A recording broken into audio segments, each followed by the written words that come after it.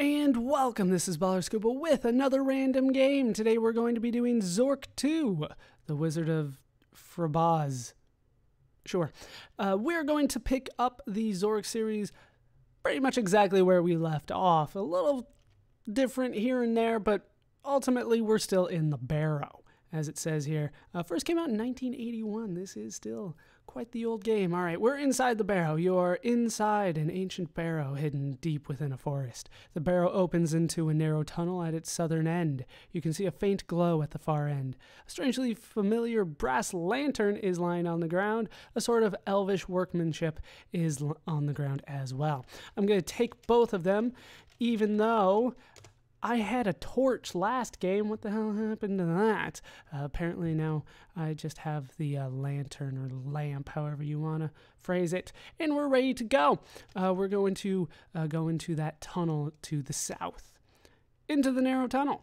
You are standing at the southern end of a narrow tunnel where it opens into a wide cavern. The cavern is dimly illuminated by phosphorescent mosses clinging to its high ceiling. How convenient. A deep ravine winds through the cavern with a small stream at the bottom. The walls of the ravine are steep and crumbly. A footbridge crosses the ravine to the south. Sounds good to me. Let's head south. You are standing on a crude but sturdy wooden footbridge crossing a deep ravine. The path runs north and south from here. Let's just keep going. To the Great Cavern. This is the center of the Great Cavern, carved out of the limestone. Stalactites and stalagmites of many sizes are everywhere. The room glows with dim light provided by phosphorescent moss. Once again, the moss. And weird shadows move all around you. A narrow path winds southwest among the stalagmites, and another leads northeast. It's not really important, but the way that I always remember that the stalagmites are the ones that are on the ground pointing up is that there's a G in it for ground, as opposed to stalactites, which are on the ceiling pointing down, because there's a C in it. Anyway, we're going to go southwest here. To the shallow ford. You are at the southern edge of a great cavern. To the south, across a shallow ford, is a dark tunnel which looks like it was once enlarged and smoothed. To the north, a narrow path winds among stalagmites. Dim light illuminates the cavern. Good. I will need as much light as I can. I'm going to go south here. Into a dark place. It is pitch black. You are likely to be eaten by a grue. Not if I get out of here quickly, which I do plan on doing. So I'm just going to head southeast. No need to light anything, because now I'm at the north end of a garden. This is the northern end of a formal garden. Hedges hide the cavern walls, and if you don't look up, the illusion is of a cloudy day outside. The light comes from a large growth of glowing mosses on the roof of the cave. A break in the hedge is almost overgrown to the north. A carefully manicured path leads south. In the center of a rose bed is a small open structure painted white. It appears to be a gazebo. Well, I want to get into that gazebo. This is a gazebo in the midst of a formal garden. It is cool and restful here. A tea table adorns the center of the gazebo. Sitting on the table is a whole bunch of stuff. A matchbook, a china teapot, placemat, newspaper, and a letter opener. Can I stab people with a letter opener? Doesn't... Well, they don't let me try at work. All right, we're going to take all of that. And we're going to go ahead and get out of the gazebo. Back to the north end of the garden. Let's head south from here to the formal garden itself. This is the middle part of a formal garden. Hedges hide the cavern walls, and a dim illumination comes from mosses far above. The path is of small crushed white stones. It winds among bushes and flower beds from south to north. To the north, a small structure can be seen. To the south are peculiarly shaped bushes. There's a small gap in the hedges to the west. Let's just keep going south. To the topiary. This is the southern end of a formal garden. Hedges hide the cavern walls, and mosses provide dim illumination. Fantastically shaped hedges and bushes are arrayed with geometric precision. They have not recently been clipped, but you can discern creatures in the shapes of the bushes. There is a dragon, a unicorn, a great serpent, a huge misshapen dog, and several human figures. On the west side of the garden, the path leads through a rose arbor into a tunnel. You look around, and strangely, the topiary animal seems to have changed position slightly. That does not sound good to me, does it? All right, let's head west. I've moved into a dark place. It is pitch black. You're likely to be eaten by a grue. This time I'm going to need to turn on the lantern so that I can see that I am indeed in the carousel room. You're in a large circular room whose high ceiling is lost in gloom. 8 identical passages leave the room. A loud whirring sound comes from all around, and you feel sort of disoriented in here. Oh, fantastic. What we need to do is actually save. Hopefully I won't be having too many technical problems as we continue on with this game. So the carousel room, it is random. There is a certain place that I would like to go to. It's going to be kind of difficult for me to go that way, though, because it's random. I want to go north, and that will lead me to not the Menhir room. That is not where I wanted to go. This is a large room, which was evidently used once as a quarry. Many large limestone chunks lie helter-skelter around the room. Some are rough-hewn and unworked, others smooth and well-finished. One side of the room appears to have been used to quarry building blocks, the other to produce menhirs, standing stones, like Stonehenge. Obvious passages lead north and south. One particularly large menhir, at least 20 feet tall and 8 feet thick, is leaning against the wall, blocking a dark opening leading southwest. On this side of the menhir is carved an ornate letter F. That is not where I wanted to go. So we're just going to reload and try again. Nope. Cobwebby corridor. A winding corridor is filled with cobwebs. Some are broken and the dust on the floor is disturbed. The trend of the twists and turns is northeast to southwest. On the north side of one twist, high up, is a narrow crack. There is a coil of black braided string here. Once again, not where I wanted to go. So let's back that up. Try again. North.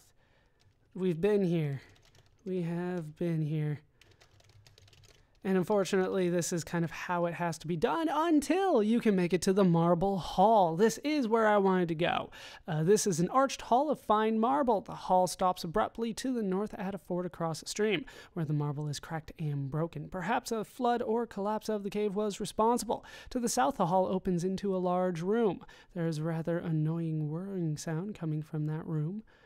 There is a square brick here, which feels like clay. So I'm going to go ahead and save again since I went the right way. From the Marble Hall, we are free to head north to the deep ford. You're fording the stream at a deep but not impossible spot.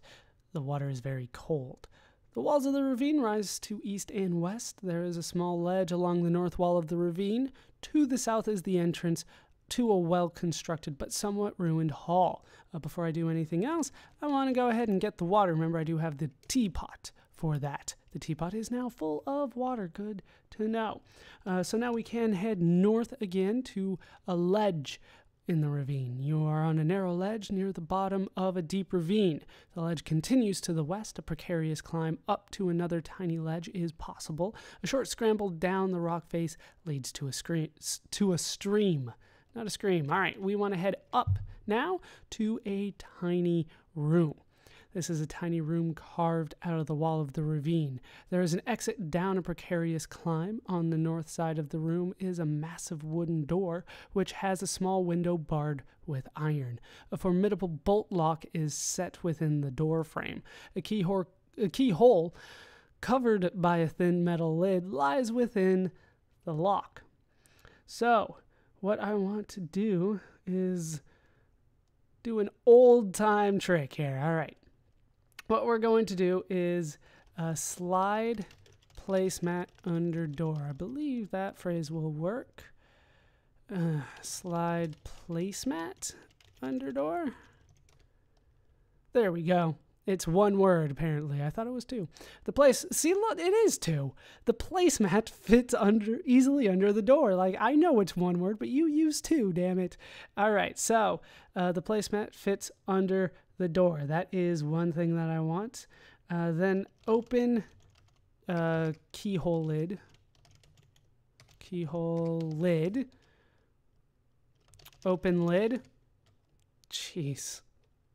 The way the game works sometimes. Like, this is what you called it, damn it. All right.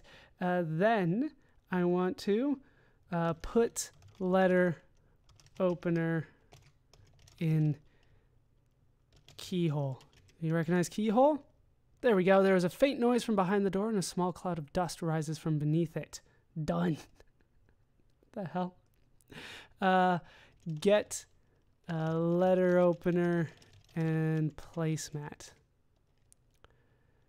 Okay, so I just get the letter opener. As the placemat is moved, a rusty iron key falls from it and onto the floor. Let's go ahead and get the key and put key in keyhole. Open door. Turn the key. With my hand. What the hell's your problem? Really, game? Really? I don't remember it being this specific. The door is now unlocked. All right, open door. Thank you. Jeez. Head north. And here we can find the dreary room. This is a small and rather dreary room, eerily illuminated by a red glow emanating from a crack in one wall. The light falls upon a dusty wooden table in the center of the room. On the south side of the room is a massive wooden door, which has a small window barred with iron. A formidable bolt lock is set within the door frame. A keyhole lies within the lock. In the center of the table sits a blue crystal sphere, and that is what we came to get. All right. I'm going to go with sphere. Thank you. All right, we're done with the letter opener and the key, so we can drop them. Really, game? Drop letter opener? Good. I got points now. I have a score of 20. And I'm going to save again. From here, we need to head south. Let's go ahead and take that placemat. Thought I already had that. All right. Then we can go down to the ledge, then south to the ford, south to the marble hall, and south back to the carousel room, where it's time to save yet again. Because of the randomness. Dropped everything in here except for the lantern and teapot. Should be fine without them. Now it's time to play the carousel game again. We need to go southeast, not that it really matters. That is the topiary. That is not where I wanted to go. Let's try it again. Southeast. That's still the topiary. Southeast again.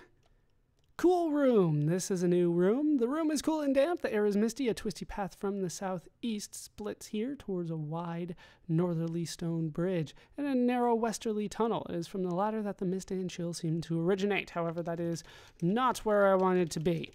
So let's try it again. Southeast to the cobwebby corridor. I think we've been here before. It's hard to keep track of all the wrong places I've been. So then we will go to the southeast. There we go. You're not sure which direction is which. This room is very disorienting. This is a room which is bare on all sides. There is an exit down in the northwest corner of the room. To the east is a great closed door made of stone. Above the stone, the following words are written. No man shall pass this door without solving this riddle. What is tall as a house, round as a cup, and all the king's horses can't draw it up. This is why I don't like riddles. If you don't know the answer, it won't make sense to you. And even if you do know the answer, maybe it won't make sense to you. The answer is well. Like a well that you draw water out of? Sure. There is a deafening clap of thunder, and the stone door quietly swings open to reveal a dark passageway beyond. Well, not dark, it's just a passageway. So we'll go through it. And here we can find the pearl room. This is a former broom closet. The exits are to the east and west. There is a pearl necklace here with hundreds of large pearls. Let's go ahead and take the pearls. And then we can head east again to the circular room. This is a damp circular room whose walls are made of brick and mortar.